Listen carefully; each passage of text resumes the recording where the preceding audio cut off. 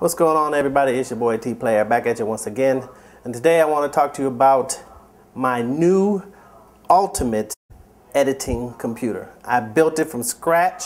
It's got all the latest and greatest components in it, and I've been testing it for the last 2 weeks and it's running great. Now, the computer that I wanted to get retail was going to cost like $3,800, and I was like, that's just way too much. So I started watching some YouTube videos and saw how these guys from Newegg and other places were building computers, so I watched those videos, and then I just decided to build my own. So from that $3,800 price range, I went to Micro Center, which is a computer store here in the Atlanta area, and I got all my components, and that totaled up to about $1,400. So I initially saved like $2,400 by building this computer myself. I'll put a link down below to the videos that I watched.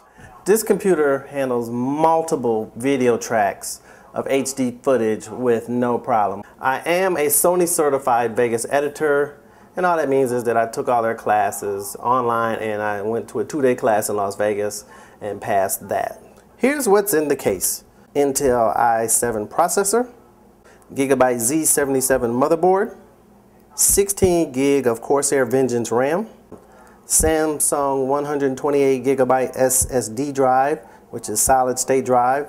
That's where I have Windows on and all my other application programs. Western Digital 1 terabyte hard drive. That's where I have all my video and where I do my rendering. LG Blu-ray DVD writer. Corsair 750 watt power supply. And the most important thing, GeForce GTX 660 video card with 2 gig of RAM on board. So if you're in the market for a new computer, think about building your own. You'll be very happy that you did.